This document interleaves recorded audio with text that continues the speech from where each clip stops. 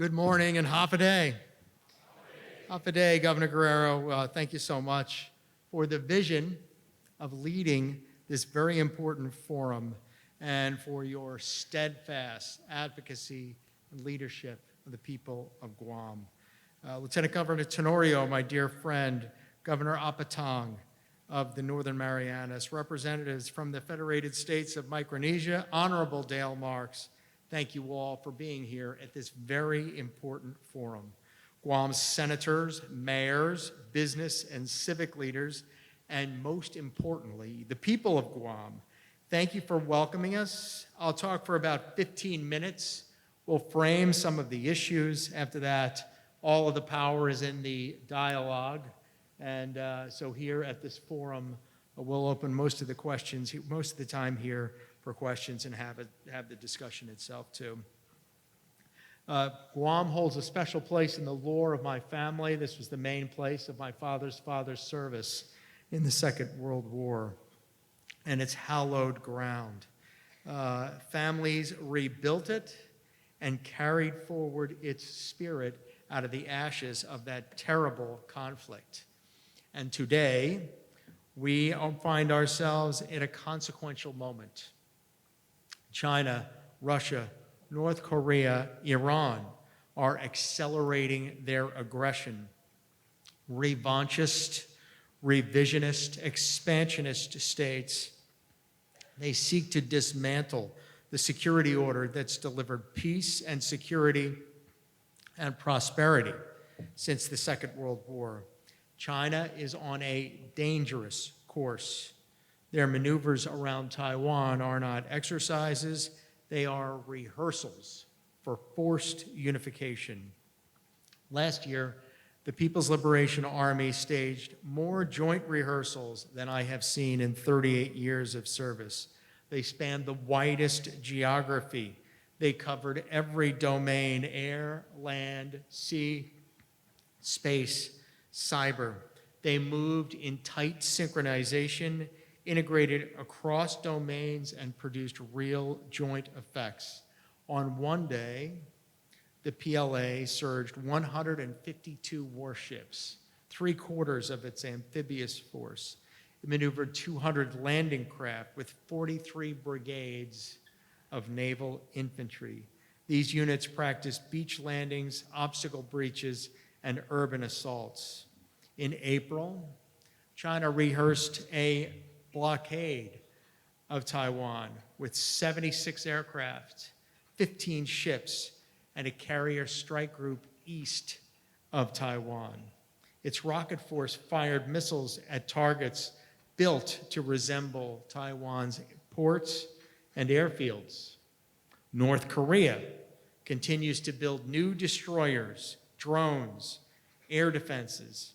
It sent over 12,000 soldiers who's actively fighting today, hundreds of missiles, and millions of artillery shells to Russia in exchange for a concession of military technology in space and missile. And Russia, even as it wages its terrible war in Ukraine, adds submarines and surface vessels to its Pacific fleet. It conducts patrols with China in the Bering Sea and across the Pacific.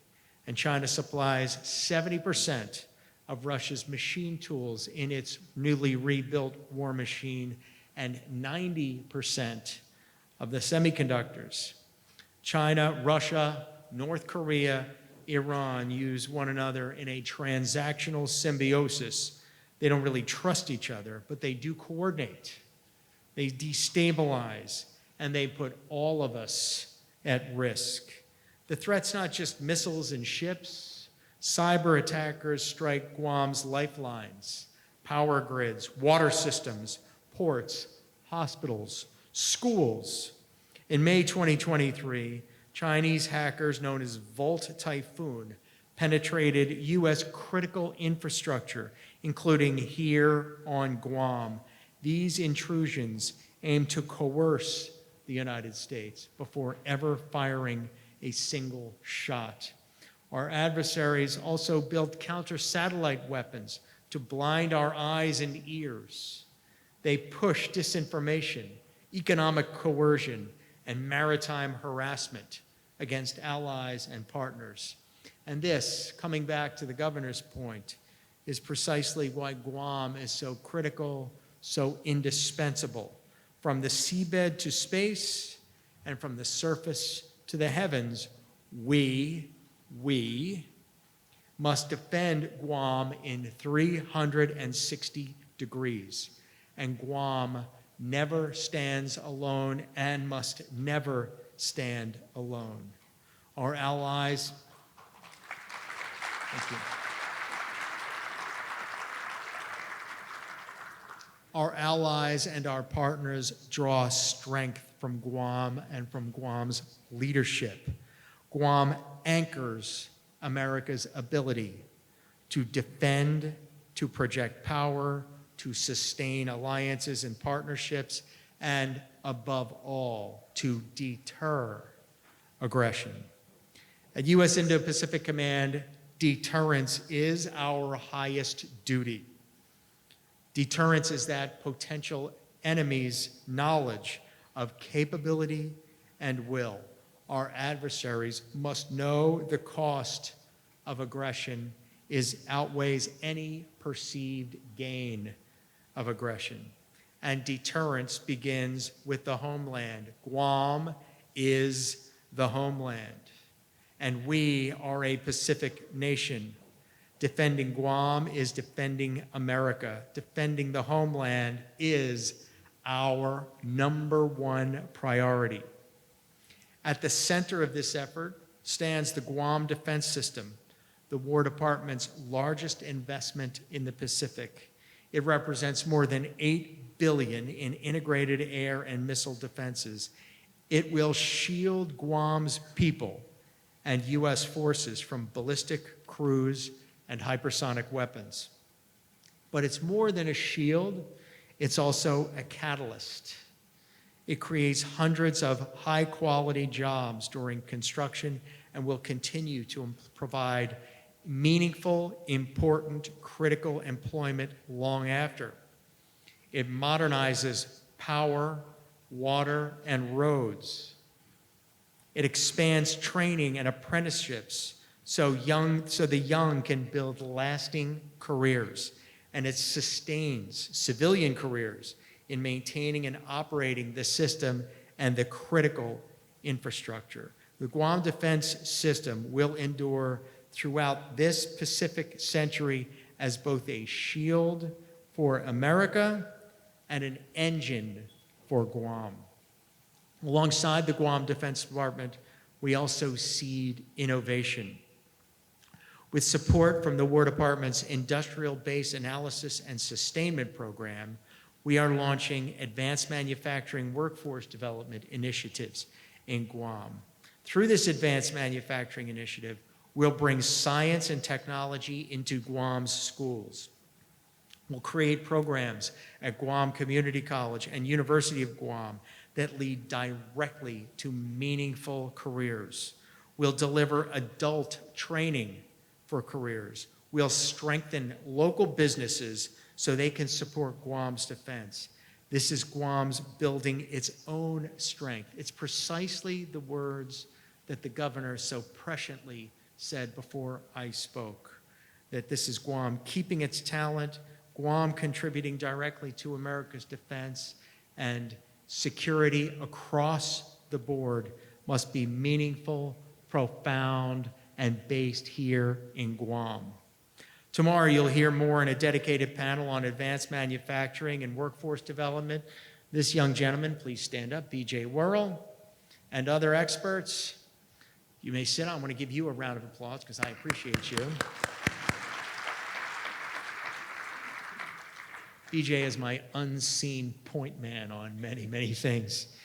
This forum is about a compact among civil and military, local and federal, united for Guam's security and prosperity, and they are linked. Roads must carry families and convoys. Power grids must withstand typhoons and cyber attacks. Healthcare must serve residents and our joint force. Our communication networks must keep every family informed in peace and in crisis. And you'll hear more in the panels ahead. Admiral Josh Lasky of Joint Task Force Micronesia, Brigadier General William Parker, 94th AAMD, as I call it, Army Air and Missile Defense Command, and others will update you on the details of the Guam defense system. Each panel underscores the same truth. Guam's defense is America's defense, and that mission builds lasting security, prosperity, and opportunity for the people of Guam. Decades from now, we'll look back and we'll remember how this moment secured Guam's place, yes, at the edge, but also at the center of America's Pacific century. In this moment, we strengthen alliances and partnerships, we create opportunities, and we preserve a free and open Indo-Pacific. Guam is the homeland. Defending Guam is defending America. Homeland defense is our #1 priority. Guam Defense System will stand as a shield and a catalyst. It will secure our nation. It will fuel Guam's prosperity for generations. And together, all of us, we will deter aggression. We'll safeguard the homeland. And most importantly, what everyone yearns for, we will preserve the peace. So, Zius Ma'a say, thank you. May God bless Guam. May God bless the United States of America. And now I'd like to sit with the governor and answer any question on any topic. Thank you. Sir, thank you for coming out to Guam. I heard in your vision what Indo-PACOM and our nation is doing to deter future conflicts in the region, and more importantly, preventing future conflicts. My question, sir, is I've heard of the Davidson window. I'm interested in what your thoughts are in regards to the Davidson window 2027. Thank you very much.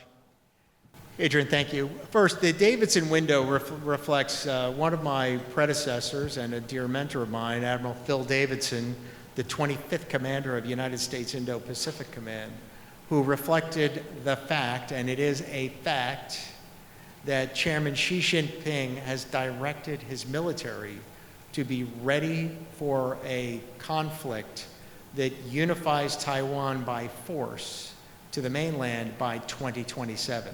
2027 happens to be the 100th anniversary of the People's Liberation Army. It had previously been a goal that he had prescribed for 2035, but becoming impatient, he moved that up.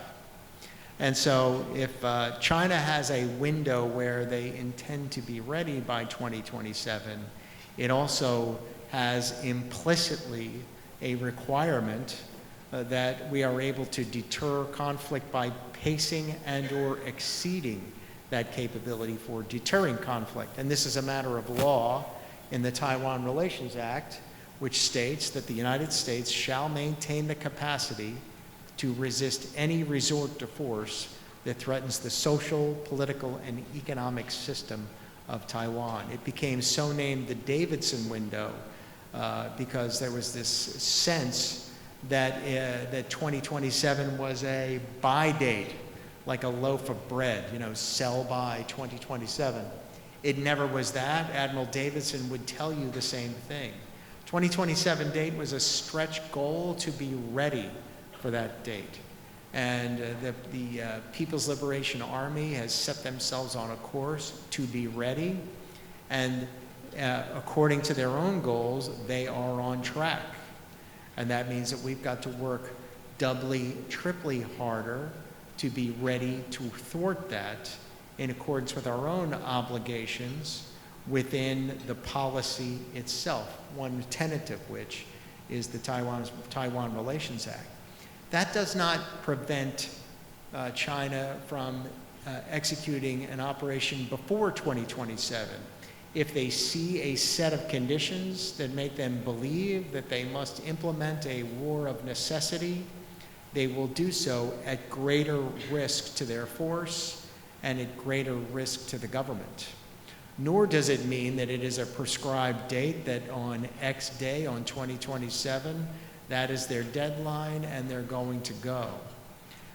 But it is an important marker on the wall that we should pay heed to. It demonstrates a certain set of intentions. Deterrence is always that combination of capability, will, and your counterpart's understanding that you possess the capability and will, that the risk of conflict outweighs the benefits of conflict. And so it's a number that we're tracking very closely. It's not a number that we approach with any sense of fatalism. If anything, it's a number that inspires us. It makes us more vigilant. And it requires us to learn and to build capability faster before that date and on that date itself. Right now, we're sitting together and it is nearly the autumn of 2025. In 12 short months, we'll be in fiscal year 2027 in just 12 months and 13 days. So we must be vigilant and we must be ready ourselves. Thank you, Adrian. Good morning. My name is Barbara Beneventi, and I'm from Dedido. I'm really here representing my family, members of the group of retirees, the elders, and being a concerned citizen, Chamorro person of this island. I don't fully understand what all will be discussed for this two-day forum that will truly help me and other civilians who aren't involved in the planning and staging and movements around the buildup and having the infrastructure to support that. In the meantime, making sure that we residents who have lived on this island for 70 plus years are going to be taken care of. So I appreciate the words that are expressed by both of you this morning. I really am hoping that there, in some possible, in my naive mind way, will be assured that we are pursuing peace over war, that the community people like myself who are spending our days raising our children, grandchildren, great-grandchildren, farming, working the land, and trying to be a good neighbor, to keep kindness and respect moving forward among ourselves, and especially among the leaders for whom I was brought up to trust the elected leaders, those with authority, those who've made promises to keep us safe, those to not put other interests over the rights and freedoms of indigenous people, to safeguard our land, water, and air, and to certainly pay it forward so the next generations to come are in fact living free in a clean and healthy way. Thank you.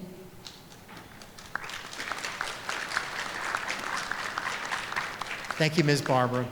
I'll say that your goals are our goals, and we are absolutely committed to the defense of Guam, to peace and security in the Indo-Pacific, a peace and security that's honorable and respectful, that is sustainable over time, that's underpinned in values, in the dignity of human being, in the ultimate respect for rights and for freedom. And I very much appreciate your comment, the sensitivity to families. May everyone in uniform never forget who we're working for, and we're working for families. I also would like to thank you, Barb. I know you very well and your family for those comments, and certainly what you said is very much aligned with what we as leaders in Guam continue to advocate, and not just advocate, but also continue to see some results in this whole defense of Guam. I just commented to the Admiral that really his statements were no different than what I had said, and so you could see that there's an alignment and a unity in moving forward, and the main bottom line is to protect our people, to protect freedom and democracy, and to protect all of those indigenous rights of freedom, property, well-being, sustaining of our culture, our traditions, our language, and our ways of life.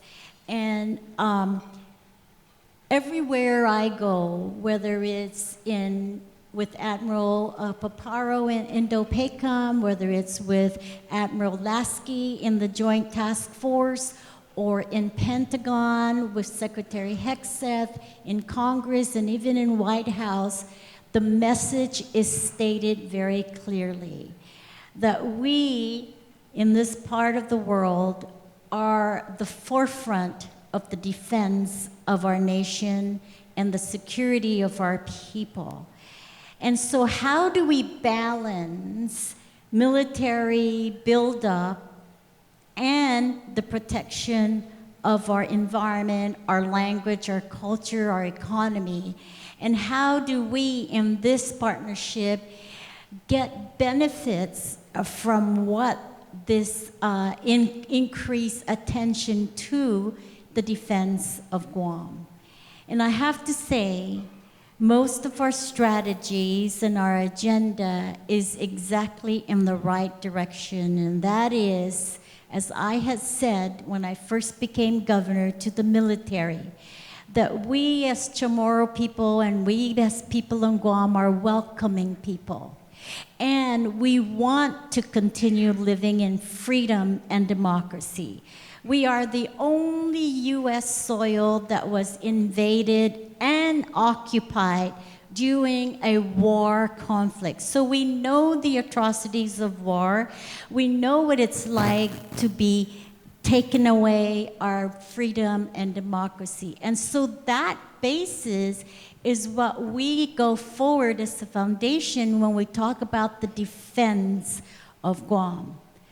But the defense of Guam also, I see, is the defense of our long life future generation, and in promoting all our cultural values and generations. Believe me, I have said to the military, we welcome you, we want to partner with you, but you have to respect our culture, our environment, our people, and you have to work with us within our own protocols to do that. And I have to say, since my administration, I have not seen anything that they do to go against that request. So maybe in the past, it might not be a different situation, but I think moving forward, we have a great relationship. Do we just roll over and acquiesce? Absolutely not. And that's where our leaders come in to continuously advocate for the quality of our lives and for the promotion and for the protection and for the survival of our culture and traditions. Remember, we've been here since 4,000 years ago, and we've survived many, many invasions and atrocities that threaten our culture.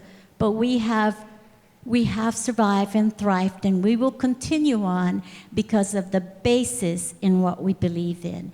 And when the military is not performing, believe me, I will be the first one to let them know.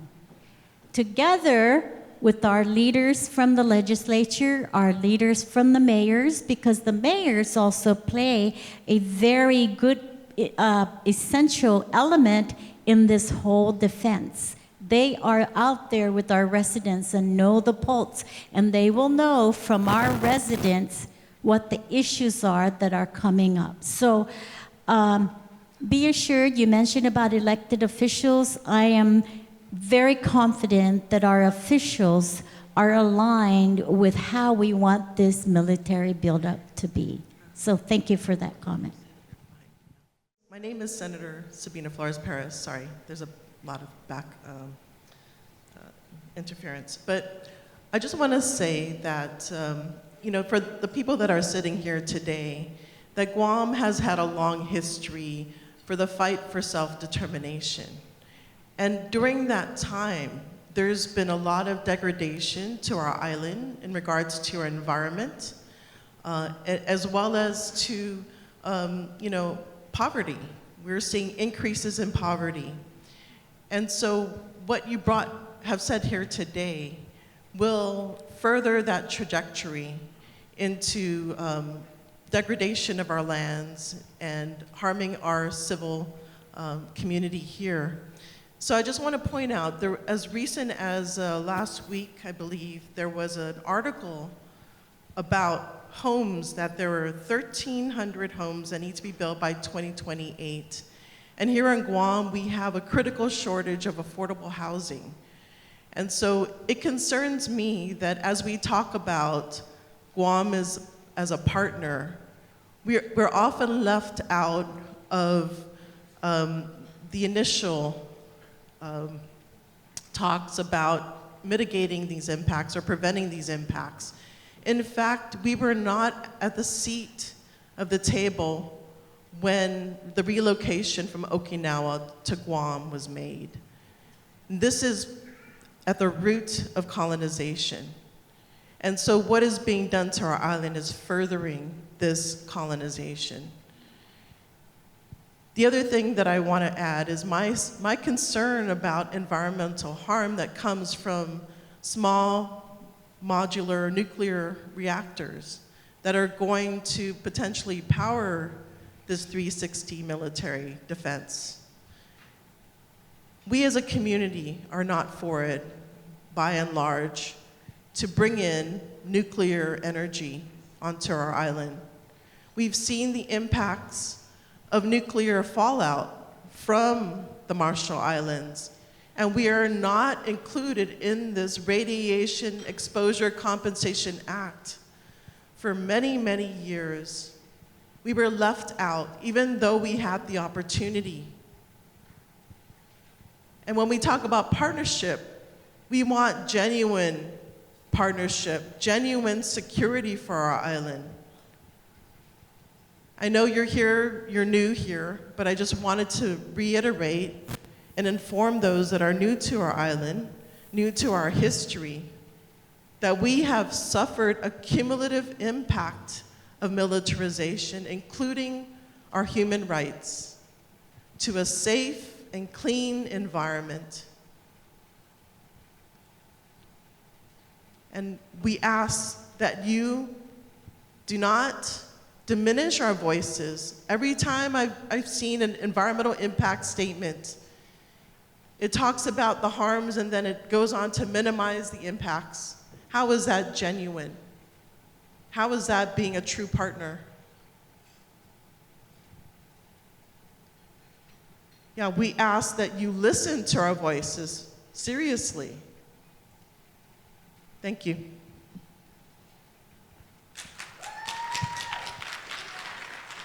I just want to make a quick response. Thank you very much, Senator Sabina, for always advocating for our environment, for our human rights, and for our quality of life of our people. When it's leaders like yourself that need to be part of that discussion also, so we can bring everything and the issues to the table so we can address them as appropriately as possible. In the issue of poverty, I just wanted to say something about that. As you know, our island is very much active in the Guam Green Growth program. This is where we trace and we monitor the 17 United Nations Sustainable Developmental Goals and how we as a community are improving in those goals. And one of the goals is to lift people out of poverty. And we trace this. And how we measure this is in terms of how many jobs we have had or established and created for our people. And I have to say we're doing a good job. Because we measure this. We measure our unemployment rate. Our unemployment rate went from during the pandemic of 19% to now maybe about 4.3%. That speaks a lot to the ability to provide jobs and income for our people so we can lift them out of poverty. Our partnership with the military buildup has influenced that a lot in the creation of jobs. Now, the question is, do we, at the expense of our culture or tradition, give that up for jobs? No, we don't have to do that. We can work together to make that happen. And in the issue of self-determination, you're absolutely right. We have no seat at the table. We do not vote for the president, and our congressional delegate is a non-voting delegate. We as community need to fix that. We as community need to work together, to fight together, and get our self-determination. So it's up to us as leaders to make that happen so that we can have a strong voice at the seat and a seat at the table. You're absolutely right. So it's our responsibility to make that better. In regards to environment and so forth, again, I just have to repeat that there are federal regulations that require any federal project to go through a very scrutinizing process to protect the environment. And during, again, I can only speak about my administration. During my administration, when any of those issues arise that require the implementation of the NEPA, the military is right there and they have met every requirement of NEPA.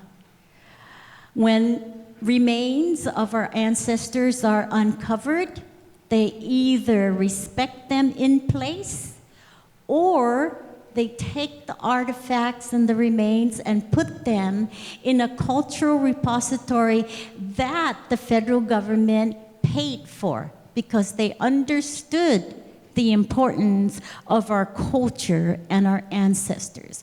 So these are some of the things that is happening in order for us to try and balance out defense and protection of our people, our culture, and our language. Thank you. Thank you, Governor. And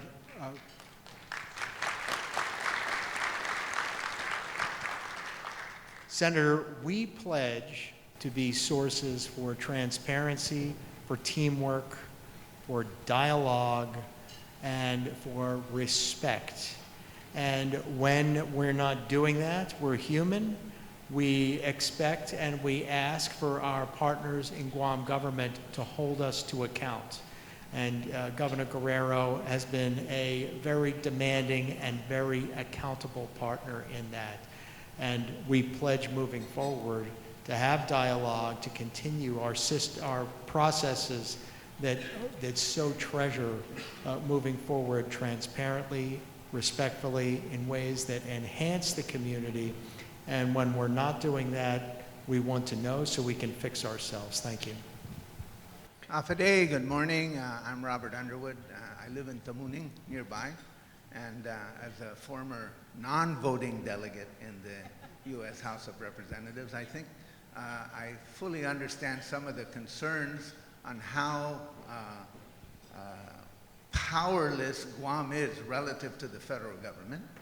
And in spite of all the conversation and in spite of all the discussion, and people are well-meaning, we are really non-participants in this collaboration because there is no system. There's a system to maybe hold people account, but there's no process through which you can hold them accountable.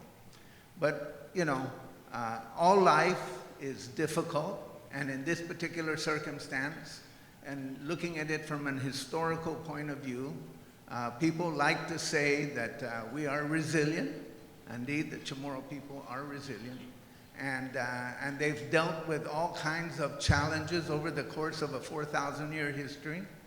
But that they are resilient not because of others coming in, they're resilient in spite of others coming in. And it is important, I think, to understand that the militarization of the island at this particular point in time rivals that which occurred right after World War II, and which, of course, presents many challenges. And there'll be people that will outline many of those challenges. The governor herself has outlined some of those challenges, including housing. The previous speaker, Senator Perez, outlined some of those challenges.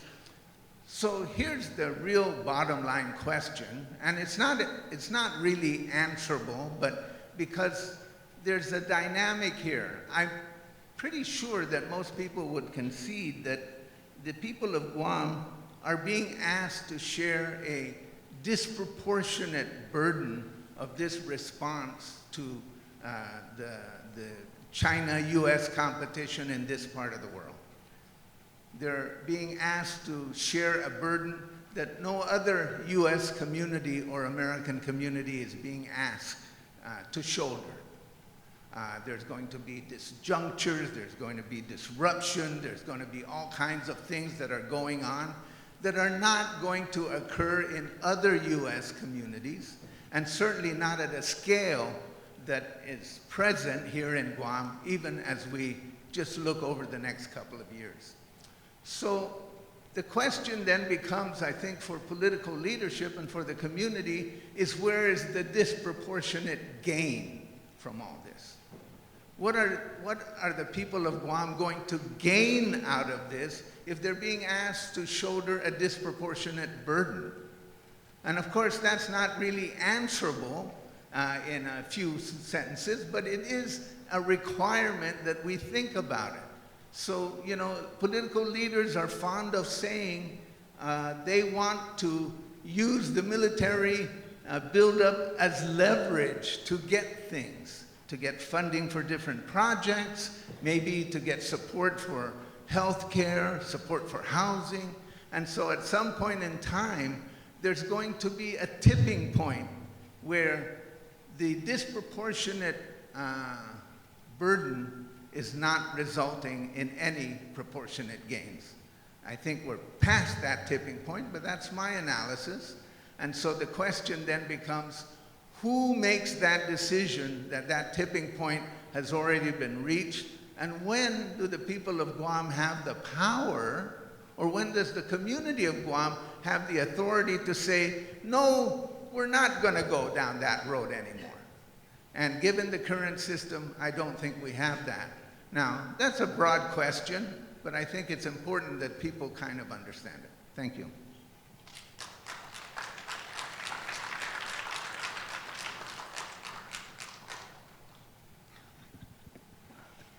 I just want to make one comment, and that is, if we feel that we do not have really collaboration, and if we feel that we don't have the power, we don't sit down and just roll over.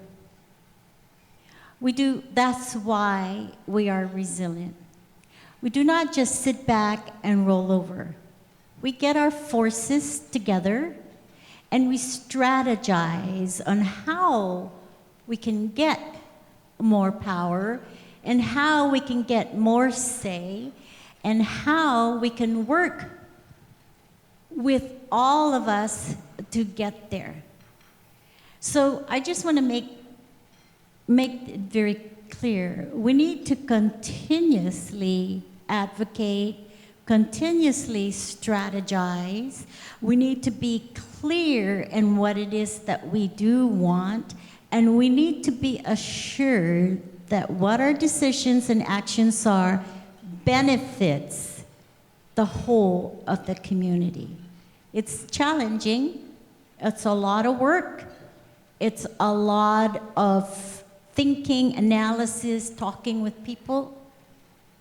But we need to do that. That's how I see, that's the strategy, and I think this is the way we need to do in order to get to that level where we do have more of the benefits than the harm.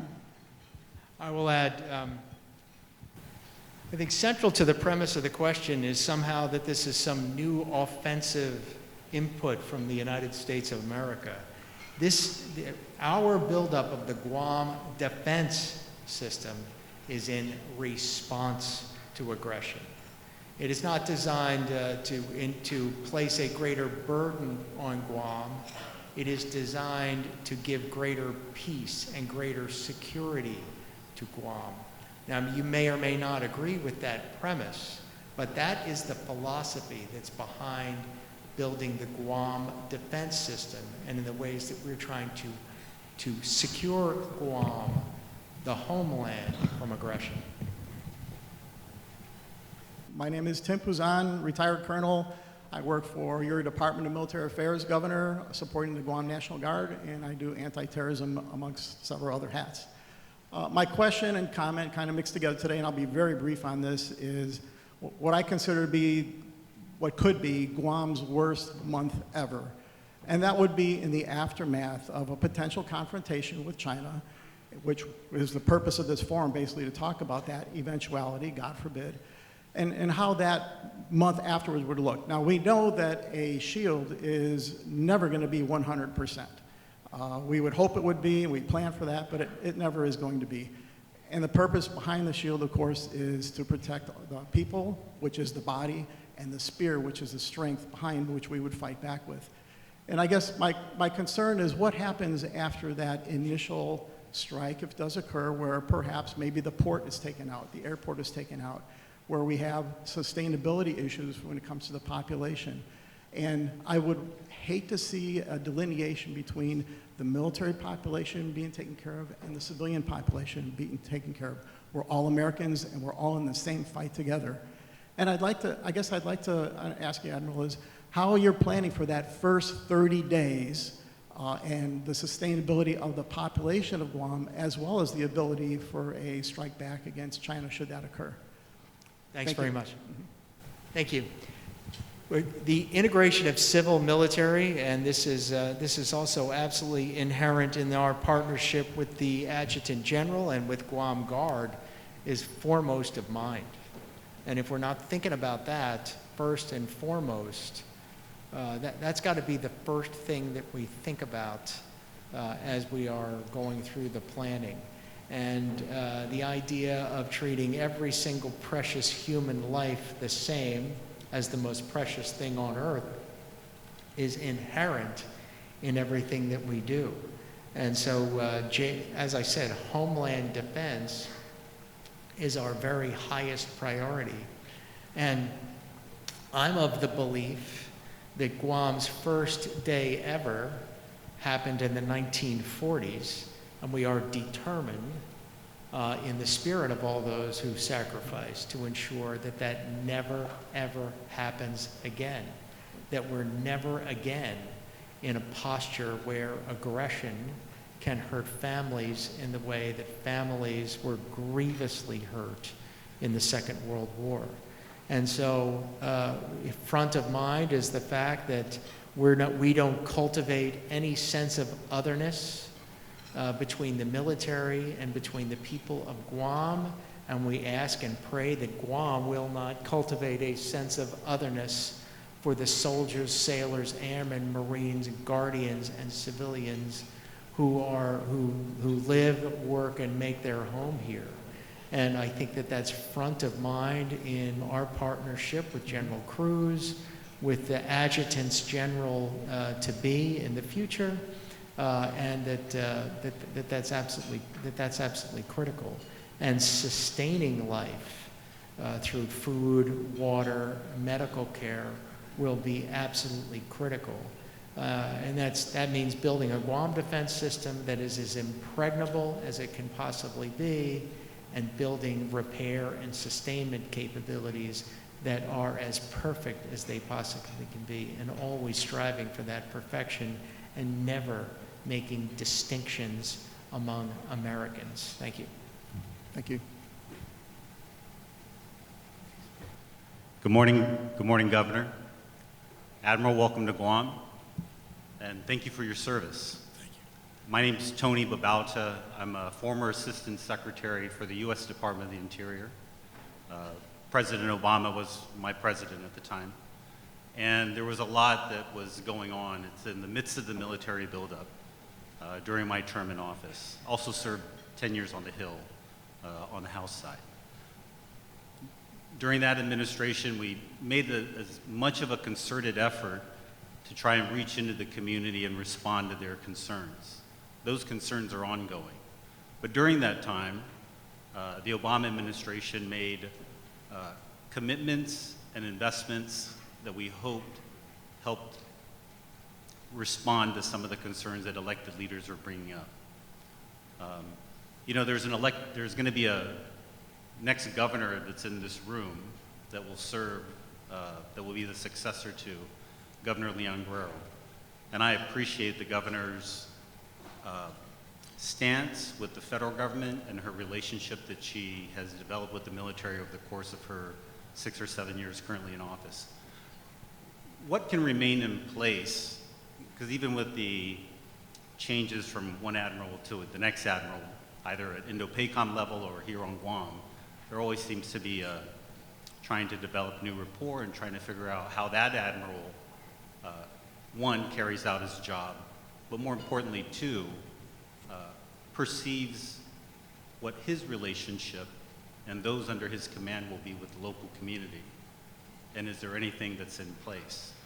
So for the community and for a future governor of Guam, what do you think can or should be in place to ensure that there's even more collaboration between the federal government and the local government of Guam? And I appreciate that the Department of Defense is always seen as the big guy in the room. During the Obama administration, we had monthly meetings, chief of staff's meetings on the Guam military buildup. We had the Council of Environmental Quality come to Guam with a team of federal officials to respond to elected officials here. Is there anything that's similar, or can you imagine something that you would want to put in place to ensure that those sorts of commitments and collaborations to address civilian concerns can be met in any sort of transition, either transition from your being in office or the governor's transition for the next governor? I just wanted to say from, certainly that is always my concern too, about change of administration. Will they hold the same position? Will they continue on with the mission at hand? And apparently they continue on in promoting and investing and making sure that the mission of the Pacific theater here is continued on. But what also has happened from the Department of Defense's point of view is there has been critical offices that have been established by law now that continues on this office, that continues on making Guam the focus of attention in terms of what the military impact is in our basic life essentials, and what the military impact does in regards to our roads, to our power, our water, our housing, our healthcare, and so forth. And this is at a Pentagon level office headed by a secretary, which is, I think, pending confirmation now. It's called the senior official of the Department of Defense. And that person has been given the authority to be the liaison between the community and the Pentagon. Also, from the Navy's side, there's called JICSWIC, and what this is it's a gathering of all the key players that will address the issues that we promote. Again, roads, healthcare, electricity, utilities, cybersecurity, and so forth. So these are things that have been placed through congressional decision that will continue on the attention to Guam, even in the landscape of changes of administration. Thank you, Tony. And you'll know already, of course, that I'd have to take my shoes and socks off to count the number of times that I've been here to Guam in the last 4.5+ years of service in the Pacific, either as the Pacific Fleet Commander or a year and a half as the Indo-PACOM Commander. And I'm not asking for any plaudits on that. It just demonstrates just how front of mind Guam is as a matter of duty for the Indo-Pacific Commander. The same thing was true of Admiral Aquilino. The same thing was true of Admiral Davidson and Admiral Harris before him. And the same thing that will be true of the officer who succeeds me. And it's a matter of duty for the United States Indo-Pacific Commander as the #1 priority to defend the homeland. And Guam is absolutely, critical, a critically vulnerable point and a critically important point in that homeland defense. And so, I pledge to you continued engagement as the governor has seen with me now for 4.5+ years, and however many more years that we'll be serving in this duty. And it will be a point of emphasis with the officer who succeeds me, as it was a point of emphasis with the officer who preceded me. It's built into the job. And so I thank you very much for your calling this to our attention.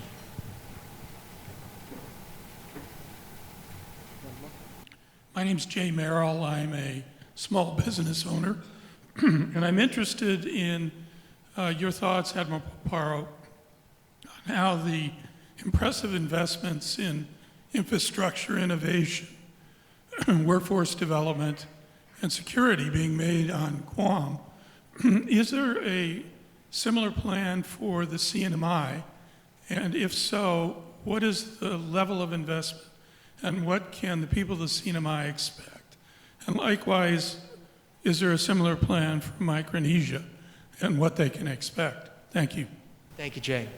Of course, you'll know already, Jay, of course, projects on Tinian and projects on Saipan ongoing right now, those construction projects, and then the work that's going to proceed from that. And so there are investments, but we're always looking for ways where we can make better integration into small business, which are engines for innovation, and ways that we can make investments in local businesses, because to the extent to which it sustains our ability to sustain those bases, those investments, those defense systems, the more organic the workforce, the more organic the business, the more long-term sustainability, buy-in, maintainability, combat capability that results from that. So so on CNMI, I'll have to take that moving forward. And on the Federated States of Micronesia, the Office of Strategic Capital for the U.S. Department of War, the Development Finance Corporation, for which the Deputy Secretary of State has just become the chairman, and the Millennium Challenge Corporation are those engines for finding small businesses, for finding ways that that private enterprise can improve the defense of those nations, can improve FSM's economic resiliency, and we had just such a conversation just yesterday with President Simina, with Deputy Secretary of State Landau. So thank you very much for that question.